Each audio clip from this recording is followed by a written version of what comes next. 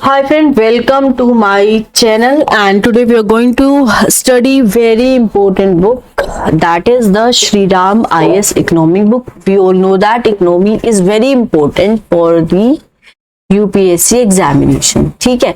और ये जो आप जानते हैं, ये मैंने कुछ पीडीएफ डाउनलोड की है श्री राम आईएएस की, जो कि बहुत ही अच्छी बुक है और सब लोग इसको रेकमेंड करते हैं। ज्यादातर जो आप देखेंगे टॉपर्स वो इसको रेकमेंड करते हैं। तो शुरू करने से पहले हम चैप्टर देख लेते हैं, इसमें कितने चैप्टर है। पहला जो चैप्टर है वो है इसमें श्री राम इकोनॉमी का chapter 1 economy and economics, chapter 2 is economic growth and its measure, 3 is growth and development and chapter 4 is planned economic development in NITI Aayog, chapter 5 is $5 trillion economy, right.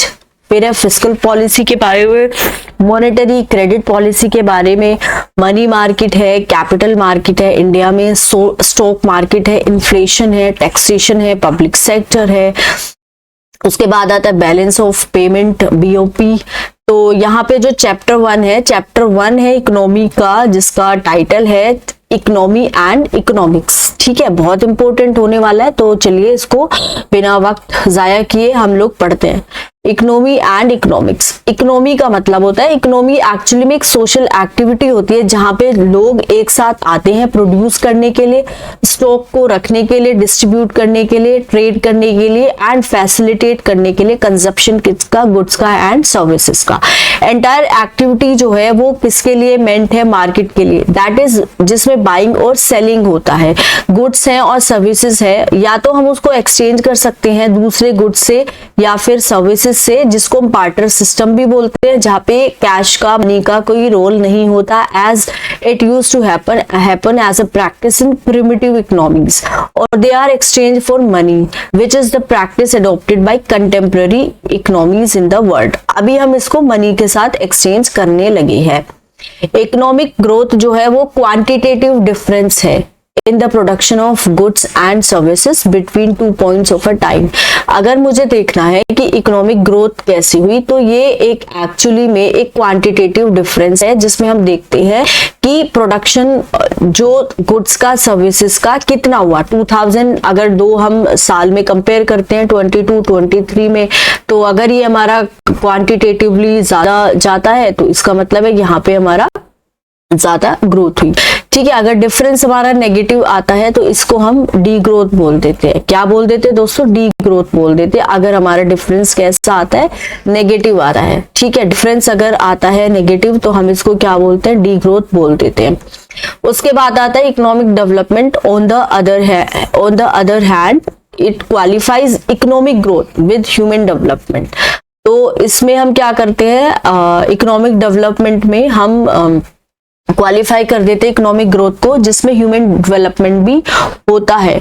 कैसे कि एजुकेशन में भी हमारा डेवलपमेंट हो रहा है, हेल्थ में भी लोग ज्यादा हेल्थी है, इक्विटी है, इक्विटेबल डिस्ट्रीब्यूशन है रिसोर्सेज का। इकोनॉमिक पॉलिसी एक गवर्नमेंट और non government policy aimed at generating growth and development.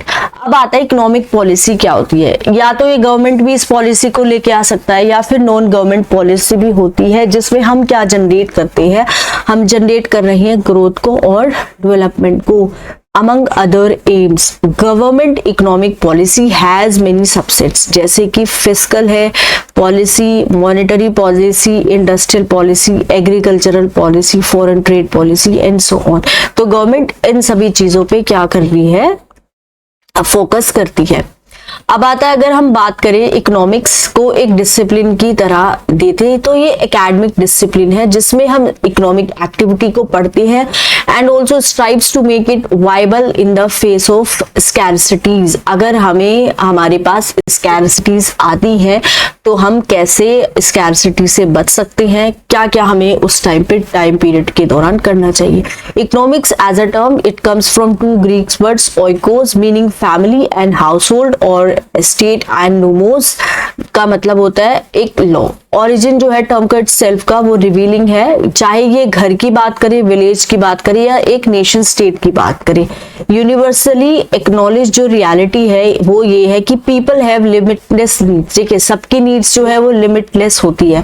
आपकी कितनी भी नीड्स है, आप आपकी नीड्स पे कभी भी कभी खत्म ही नहीं हो सकती, एंड जो हमारे पास रिसोर्सेज हैं वो लिमिट है। तो हमें एक बैलेंस बना के रखना है अपनी नीड्स और अपनी लिमिट्स के बारे में। अपनी जो नीड्स है हमारी और जो रिसोर्सेज है हमारे पास, उनके बीच में हमें क्या करना है, एक बैलेंस बना के रखना है। ठीक है, ये ट्रू है for the macro economy as well as the national और even global level scarcity of resources. ठीक है, what is norm at the micro level is true for macro economy. तो दो तरह की इकोनॉमी होती है, एक माइक्रो होती है, एक होती है macro. Need for the field of economics as a branch of social science becomes relevant to balance the needs with resources. Resources के साथ ही हमें नीड्स को क्या करना है, बैलेंस करना है।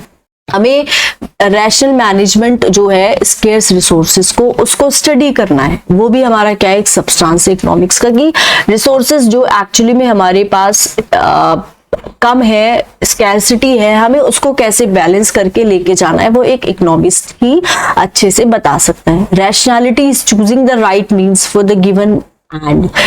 तो रैशनल, जैसे फॉर एग्जाम्पल रैशनैलिटी का मतलब क्या है, जैसे आपके पास सपोज करो कि दो रिसोर्सेज है, ठीक है, रिसोर्सेज 1 है एंड रिसोर्सेज 2 है। अब दोनों ही रिसोर्सेज लिमिटेड है, तो लेकिन आपके पास कुछ जो फंड है या जो बजट है आपका, वो सरकार ने इतना दिया कि आप सिर्फ एक रिसोर्स को उसमें मैनेज कर देंगे। तो आप ये एक ऐसा डिसीजन आप लेंगे जिसमें कि आप उस रिसोर्स को पहले बचाने की कोशिश करेंगे जो बहुत ही ज्यादा इंपॉर्टेंट है, राइट।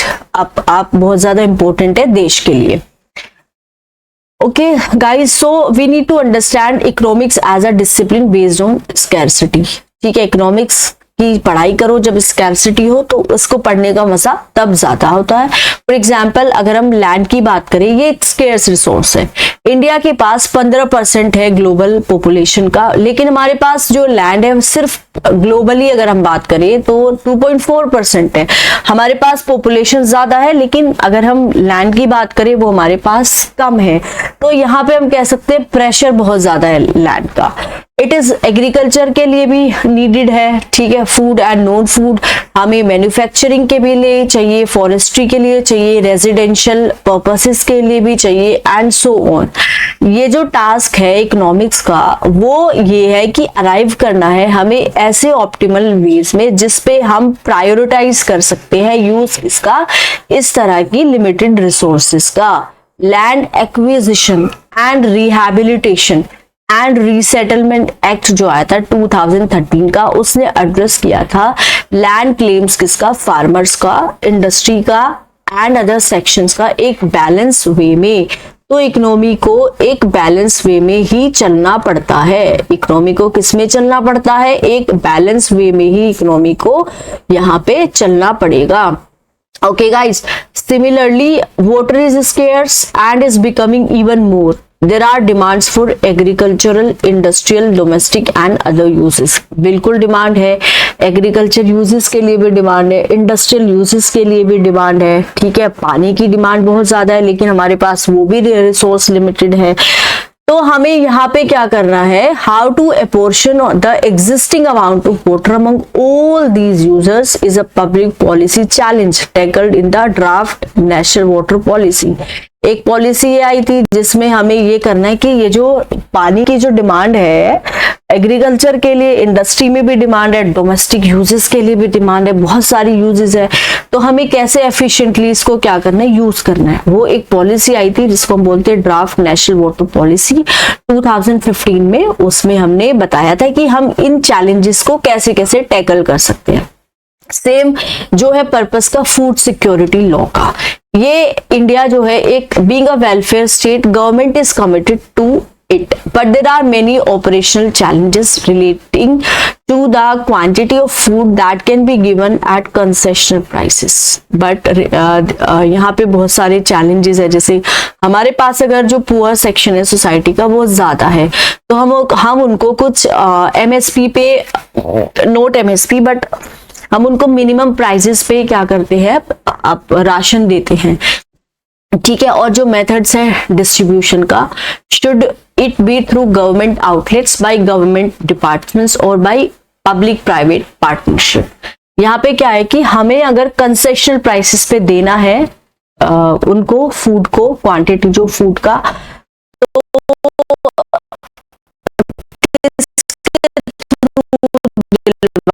हम उसको या तो गवर्नमेंट के आउटलेट्स हो सकते हैं, ठीक है, कि सरकार उसको बेहतर तरीके से दे सकती है।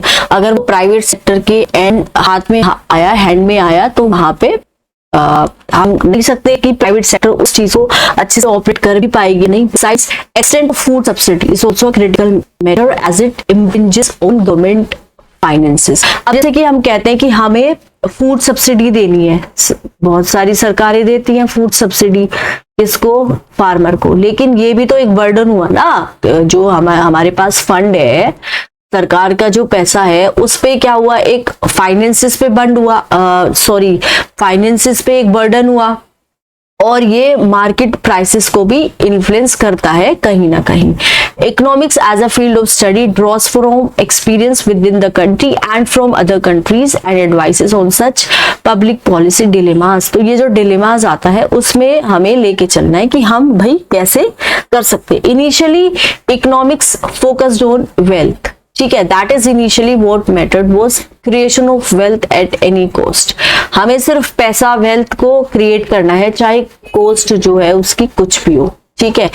It did not interest economics to be sensitive to human dimension. जैसे ये आता है हमारा इनइक्वालिटी, और यहाँ पे आती है हमारी इनकम पर कैपिटा, ठीक है। अब यहाँ पे ये एक कर्व है, तो ये अगर एक कर्व है तो यहाँ पे क्या करना है हमें? ये हमारा आता है income per capita, Shriram IAS, ठीक है। Okay, so opinion was divided about the human misery that economic growth created.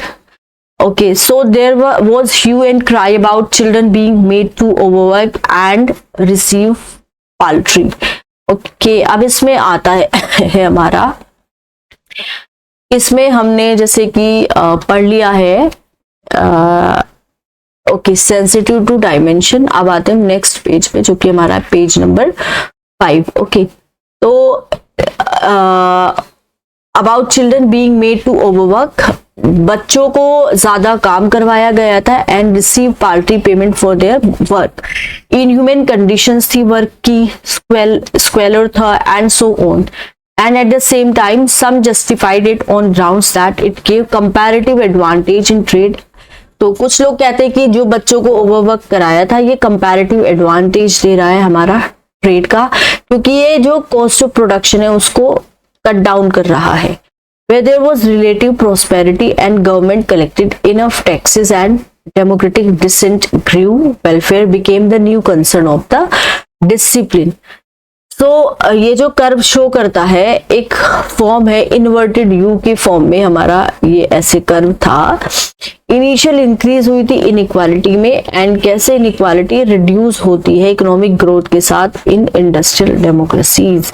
तो इंडस्ट्रियल डेमोक्रेसीज जब आती है तो इनइक्वालिटी यहाँ पे क्या हो रहा है, ये कैसे यहाँ पे रिड्यूस होगी, ये इस ग्राफ में यहाँ पे एक्सप्लेन किया हुआ है, ठीक है। अब हम आते हैं नेक्स्ट टॉपिक पे, जो है हमारा ट्रेड ऑफ्स।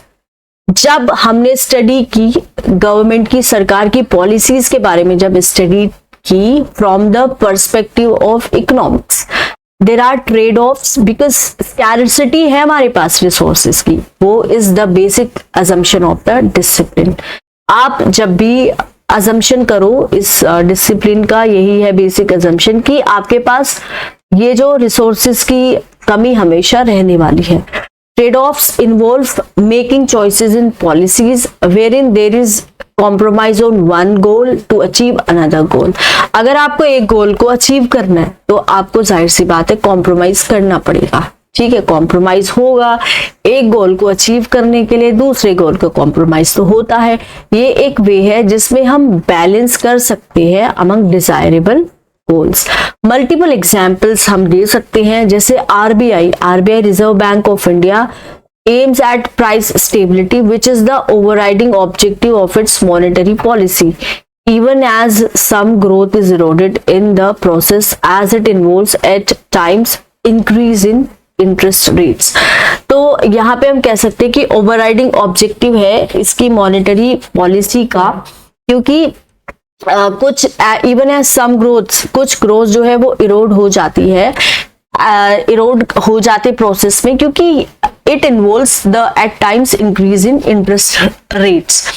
ठीक है, okay, thus a bit of growth is traded off for price stability. Similarly, government चाहती है सब्सिडी देना गरीब लोगों को, वीक लोगों को। It may mean more borrowings, जिसमें सरकार को ज्यादा बोरो करना पड़ता है, and some fiscal excess, but poverty address हो जाती है, and thus political stability gain हो जाती है।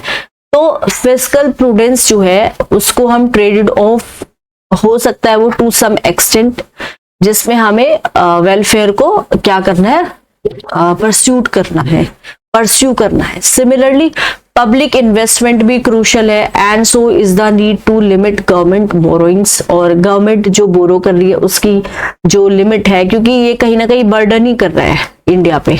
ठीक है, तो हमें लिमिट करना है बोरोइंग्स को। Setting the right level of balance between the two involves a trade off, जिसमें हम राइट लेवल कर रहे हैं बैलेंस का between the two, it involves a trade off. Fiscal responsibility और बजट मैनेजमेंट एक्ट आया था, जिसमें इसने लेट डाउन किया था 3% किसका, एनुअल सेंट्रल गवर्नमेंट की बोरोइंग को, जबकि इंफ्रास्ट्रक्चर इन्वेस्टमेंट फैसिलिटेट हो जाता है as government finances are partly strained. Land acquisition law की बात करें तो कॉम्पेंसेशन देते हैं लैंड ओनर्स को, is increased to balance the interest of the farmer, ताकि जो फार्मर का जो इंटरेस्ट है उसको बैलेंस कर सके, और इंडस्ट्रियलिस्ट का भी। इन्वेस्टमेंट मॉडरेट करता है इस प्रोसेस में, लेकिन सोशल जस्टिस को हमें एड्रेस करना है। Land is to be acquired for manufacturing, and consent of the land owner may be conditionally dispensed within public interest. तो यहाँ पे क्या कि हमें लैंड को अगर एक्वायर करना है, वो हम अगर वेलफेयर के लिए कर रहे हैं, तो हमें उसका कंसेंट लेने की कोई जरूरत नहीं है, बल्कि हम उसको कंपेंसेशन देंगे। ये कहना था सरकार का। अपॉर्चुनिटी कॉस्ट कॉन्सेप्ट जो है ट्रेड ऑफ का, वो रिलेटेड है अपॉर्चुनिटी कॉस्ट से। रिसोर्सेज होती है, जैसे मनी है, लैंड है फॉर एग्जांपल, इसको मल्टीपल यूज के लिए पुट कर सकते हैं।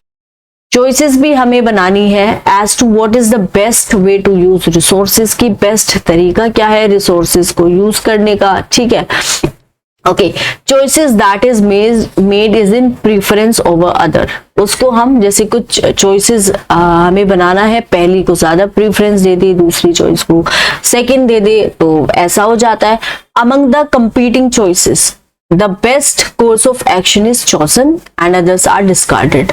अगर दो रिसोर्सेज के बीच में, दो चॉइसेस के बीच में कंपटीशन है, तो जो बेस्ट चॉइस है हमारे पास उसको हम पहले चुनेंगे, जो हम डिस्कार्ड करेंगे सेकंड चॉइस को, सेकंड बेस्ट चॉइस का, वही हमारा क्या होता है, अपॉर्चुनिटी कॉस्ट होता है। Literally it is the cost of second best opportunity, it is the cost of second best opportunity that is not chosen. For example, money को हम डिपॉजिट कर सकते हैं एक बैंक में, जिससे वो इंटरेस्ट अर्न कर सकता है, या फिर उसको स्टॉक मार्केट में भी हम इन्वेस्ट कर सकते हैं।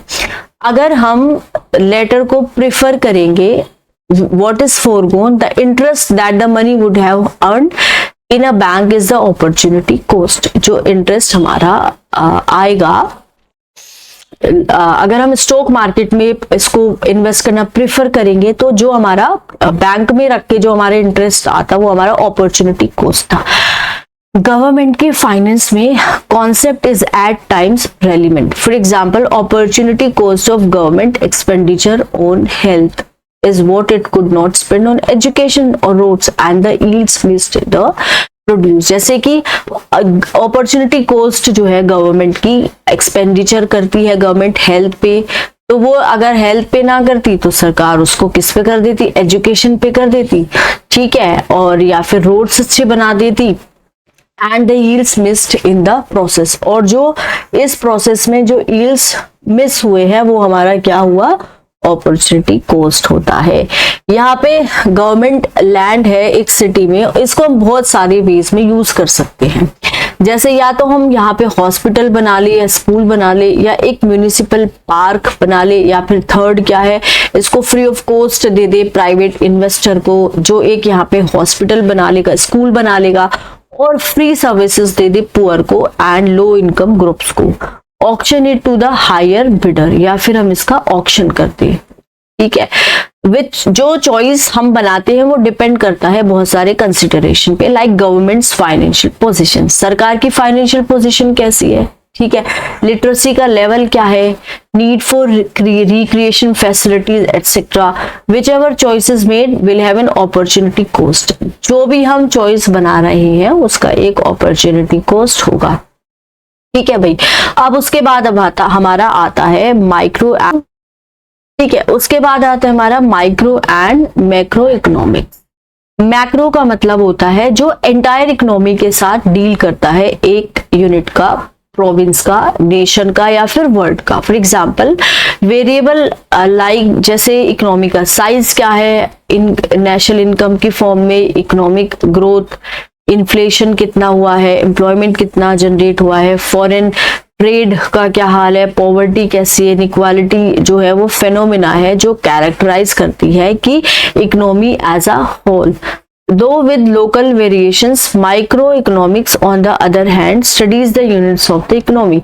जो माइक्रो इकोनॉमिक्स है वो क्या करती है, स्टडी करती है यूनिट्स किसका, इकोनॉमी का, और बिहेवियर किसका, कंज्यूमर्स का, सेलर्स का, बिजनेस फर्म्स का एटसेट्रा का, ठीक है। अब ये जो दो है वो बिलोंग करते हैं to the same economic system, the two belong to the same economic system, और इन्फ्लुएंस करते हैं एक दूसरे को। जैसे इंटरेस्ट रेट्स वो क्या है, मैक्रो इकोनॉमिक फीचर है, but they impact the consumers, ये कंज्यूमर को इम्पैक्ट करते हैं, ट्रेडर्स को इम्पैक्ट करते हैं और फर्म्स को।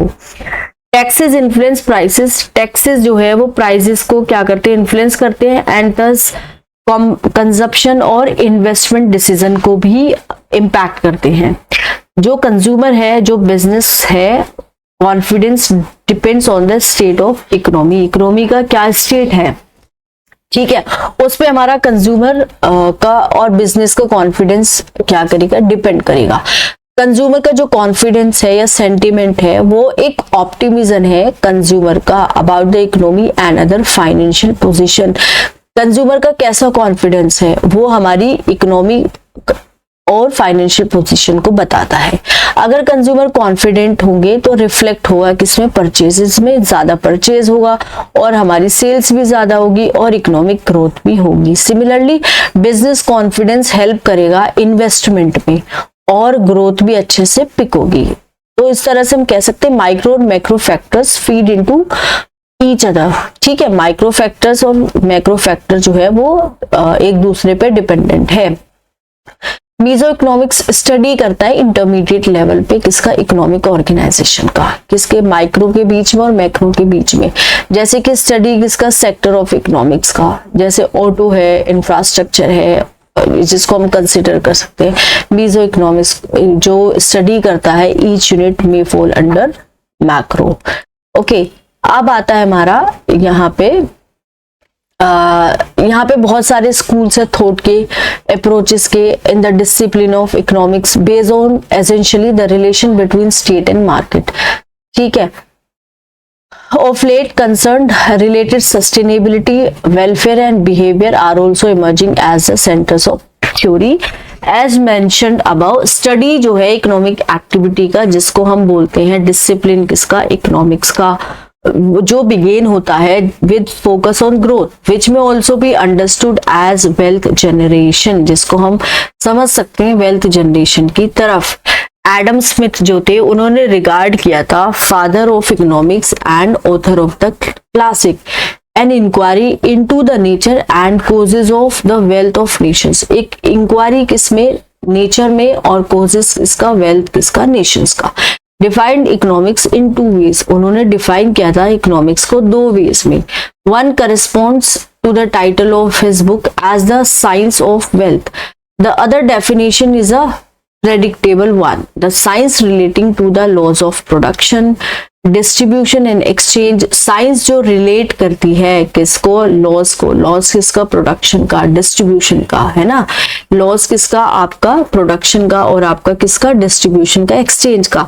उन्होंने बताया था इकोनॉमिक्स को एक science, but that is debatable, though the urge to make it science is laudable as policy becomes evidence based and personal biases are drastically reduced. Definition जो थी in terms of wealth creation was attractive, but later it dawned that it meant that economic growth at any cost in the name of wealth was at expense of equity. अब यहाँ पे क्या, economic को हमने जब देखा था कि यहाँ पे हमें सिर्फ वेल्थ को ग्रो करना है, ठीक है। इस पे क्या हो रहा था कि हम अपनी इक्विटी को भूल रहे थे। सोशल जो ग्रुप्स है जो पार्टिसिपेट नहीं कर सकते मार्केट इकोनॉमी को, उनको हम लाइबिलिटीज की तरह देख रहे थे। फॉर एग्जांपल जैसे विमेन थी, चिल्ड्रन थी और ओल्ड पीपल थी, ठीक है। अब यहाँ पे क्या है कि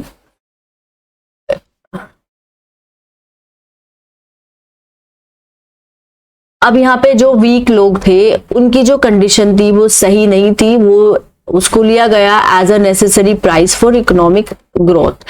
इस तरह का जो पर्सपेक्टिव बीइंग है वो अनकॉन्शियसनेबल है डेमोक्रेटिक टर्म्स में। इसमें इवोल्यूशन भी हुआ with markets with a human face, opinion gaining ground. यहाँ पे एक डिमांड थी बैलेंस करने के बीच में, वेल्थ क्रिएशन के बीच में हमें बैलेंस करना है। There was a demand to balance wealth creation with focus on social and economic welfare. तो वेल्थ को तो हमें क्रिएट करना है, लेकिन हमें सोशल और ह्यूमन वेलफेयर भी लेके चलना है।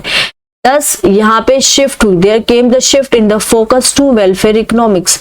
Growth should be accompanied by equity. अगर हमें ग्रोथ लेके आना है तो उसके साथ साथ हमें इक्विटी को भी लेके आना है। जितने भी सोशल ग्रुप्स है उनको बेनिफिट करना है, कहाँ से, इकोनॉमिक ग्रोथ से, ठीक है। It was achieved partially by factory legislation demanding of the employers that they limit work hours and provide just and humane conditions of work. तो यहाँ पे क्या हुआ था कि जो फैक्ट्री में काम कर रहे हैं कुछ ऐसा कानून आया जिन्होंने डिमांड किया कि एम्प्लॉयर्स को कि वर्क आवर्स तो कम करने और हमें ह्यूमन कंडीशन देनी है आपको वर्क पे।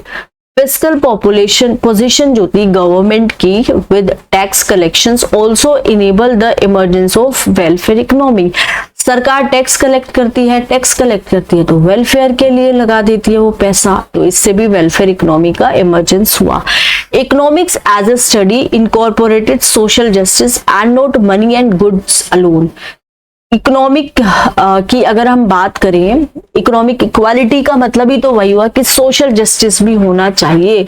सिर्फ ये नहीं है कि हमें पैसा ही बढ़ाना है, तो हमें सारी चीजें का बैलेंस लेके चलना होगा। जैसे ही प्रोडक्शन प्रोसेस इवॉल्व हो जाती है and as more problems cropped up, the discipline expanded, bringing within its fold the need to balance growth with human development. हमें बैलेंस करना है ग्रोथ को ह्यूमन डेवलपमेंट के साथ, एनवायरमेंटल सस्टेनेबिलिटी के साथ, ह्यूमन हैप्पीनेस के साथ and so on as we will see ahead. फिर आता है political stability, political economy. Political economy क्या होती है, हमें अंडरस्टैंड करना है दूसरा अप्रोच किसको स्टडी करना है जिसमें इकोनॉमिक एक्टिविटी को। तो ये क्या है, स्कूल है किसका, पॉलिटिकल इकोनॉमी का। इसकी जो पोजीशन है जो that is politics and economics need to be studied together. हमें पॉलिटिक्स को इकोनॉमिक्स को एक साथ पढ़ना है अंडरस्टैंड करने के लिए कि क्यों पब्लिक जो गवर्नमेंट पॉलिसी है वो एक पर्टिकुलर डायरेक्शन ही क्यों लेती है। फॉर एग्जाम्पल लैंड रिफॉर्म्स एक पॉलिटिकल डिसीजन था for redistributive justice, but its impact is on economic productivity. इसका जो इम्पैक्ट है वो किस पे है, इकोनॉमिक प्रोडक्टिव पे है, इन्वेस्टमेंट पे है। इन्वेस्टमेंट है किस पे, एग्रीकल्चर पे, ठीक है, एग्री एक्सपोर्ट पे, एम्प्लॉयमेंट पे एंड सो ऑन। अगर हमें लैंड रिफॉर्म्स को स्टडी करना है तो we need to understand the politics of social and economic justice. Social economic justice की पॉलिटिक्स को हमें समझना होगा। Similarly bank nationalisation had cost and benefits. Bank nationalisation है, उसके बहुत सारे कॉस्ट भी है, बेनिफिट्स भी है। अगर हमें देखना है कि पॉलिसी को अडॉप्ट क्यों किया गया था 1969 1980 में, तो पॉलिटिकल डायमेंशन जो है फाइनेंशियल इंक्लूजन का, checking concentration of economic wealth and planned economic development need to be grasped।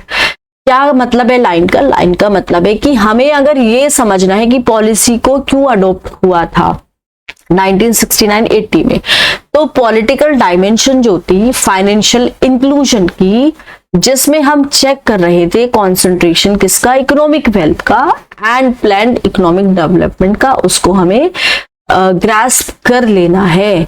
The two can not be separated, इन दो को हम सेपरेट नहीं कर सकते हैं। फाइन इक्वली एंटायर जो इकोनॉमिक मॉडल है, जो लिबरलाइजेशन पे बेस्ड है, प्राइवेटाइजेशन पे बेस्ड है, ग्लोबलाइजेशन पे बेस्ड है, that became the global norm since 1980। तो ये जो एंटायर इकोनॉमिक मॉडल है, जो लिबरलाइजेशन पे बेस्ड था, है ना, प्राइवेटाइजेशन पे बेस्ड था, ग्लोबलाइजेशन पे बेस्ड था, वो ग्लोबल नॉर्म बन गया 1980 से, जिसको हम अंडरस्टैंड कर लेते पार्टली कहाँ से, पॉलिटिकल पर्सपेक्टिव से, of read and demise of communism as a political idea. Deglobalisation जो स्टार्ट हुआ था कब, 2008 के बाद global financial and economic crisis आई थी, that is reflected in the protectionism, जिसमें जब क्राइसिस आ गई थी तो प्रोटेक्शनिज्म को प्रैक्टिस किया गया था, जो प्रोटेक्ट कर रहा था डोमेस्टिक इकोनॉमी को, जहां पे हाई टैरिफ वॉल्स था on imports and trade war थी, नेशन फाइट कर रहे थे हाई टैरिफ्स के साथ दूसरों को वीक करने के लिए। इसको भी हम अंडरस्टैंड करते हैं only as a subject of political economy.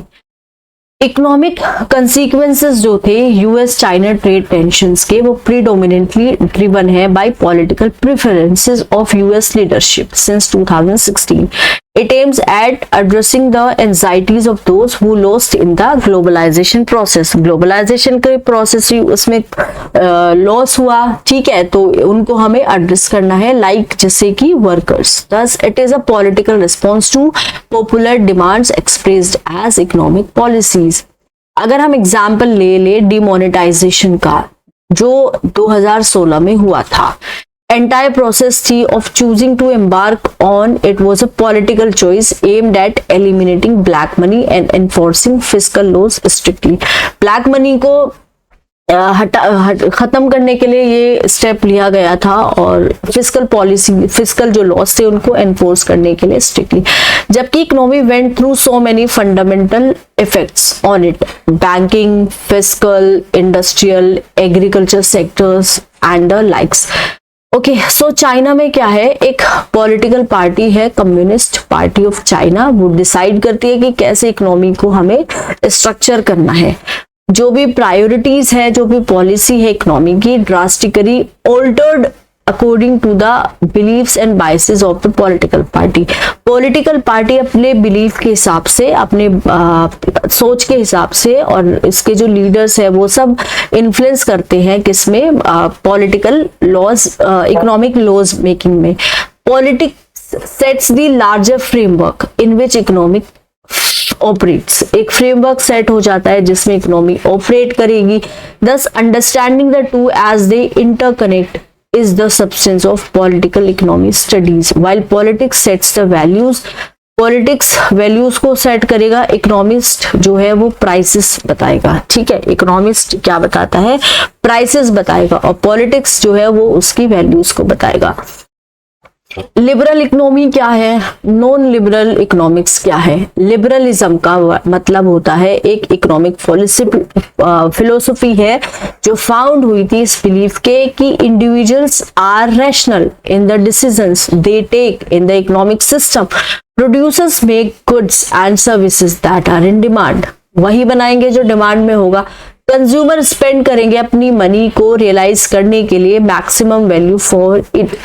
rationality of all the economic actors, producers, traders, consumers and others add up to collective and systemic rationality that guides the economy well, जो economy को अच्छे से guide करेगी। Adam Smith की बात करें, 18th century के Scottish economist थे और फिलोसोफर थे और एक फॉर्मिडेबल प्रोपोनेंट थे जिसके लेसेस फेयर इकोनॉमिक पॉलिसीज के। उन्होंने अपनी पहली बुक में ये कहा था कि थ्योरी की अगर हम बात करें मोरल सेंटिमेंट्स की, जिसने प्रपोज किया था आइडिया किसका, एक इनविजिबल हैंड का। इनविजिबल हैंड का मतलब होता है अनइंटेंडेड सोशल बेनिफिट्स और पब्लिक गुड जो प्रोड्यूस होते हैं किससे, इंडिविजुअल से, जो अपने ओन सेल्फ इंटरेस्ट के बारे में सोचते हैं। अचीवमेंट जो था ज्यादातर मोस्ट एफिशिएंट लेवल की अगर आप बात करें प्रोडक्शन का, कंजप्शन का और डिस्ट्रीब्यूशन का गुड्स का, society takes place without any wishing it, ये सिक्योर करता है वेलफेयर किसका, सोसाइटी का। इन अदर वर्ड जो सेल्फ इंटरेस्ट की अगर हम बात कर सके एक दूसरे का, जब rationally followed becomes the common interest of all based on the premise Adam Smith said that there is an invisible hand। Adam Smith ने क्या बताया था कि यहाँ पे एक इनविजिबल हैंड होगा जो स्टीयर्स करेगा इकोनॉमी को इस इतने अच्छे तरीके से कि यहाँ पे कोई भी नीड नहीं होगी स्टेट रेगुलेशंस की। State should only provide support services like public goods policy, like public goods, police, judiciary, essential infrastructures, etc। इस कॉन्सेप्ट के साथ एडम स्मिथ ने आंसर किया था क्रिटिक्स किसका, कैपिटलिज्म का, कि ये लीड कर सकता है स्टेबिलिटी की लैक की तरफ और वेलफेयर को भी नेग्लेक्ट कर सकता है कैपिटलिज्म। ओके, सो हाउएवर यहाँ पे बहुत सारे क्राइसिस थे कैपिटलिज्म में since then and also great amount of inequality और माइजरी भी थी, great amount of okay, so यहाँ पे बहुत सारी मेजरी थी, ठीक है, and also great amount of misery and inequality भी थी that the theory of invisible hand may not be able to explain, जो इनविजिबल हैंड एक्सप्लेन ही नहीं करेगा।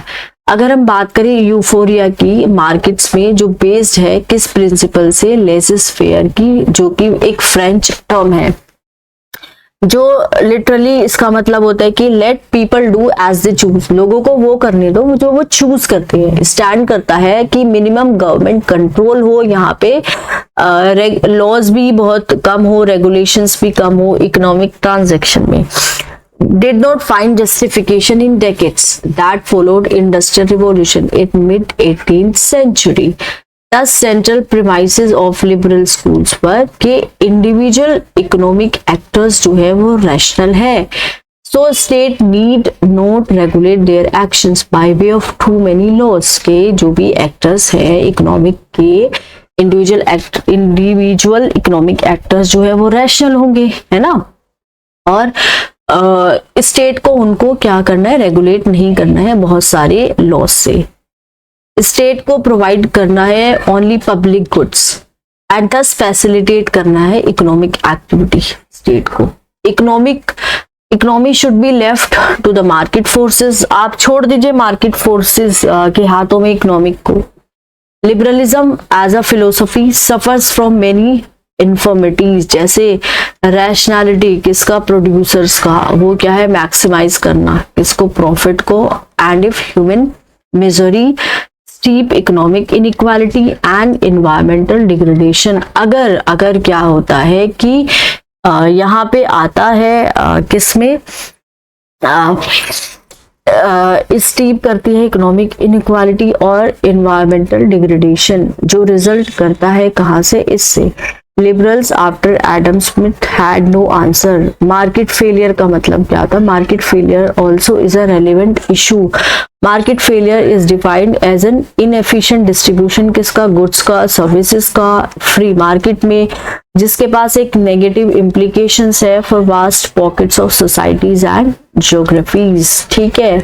उसके बाद आता है हमारा कंज्यूमर रैशनैलिटी जो है, कंज्यूमर रैशनैलिटी जो है वो डिस्टोर्ट हो जाती है by lack of reliable information and asymmetric information.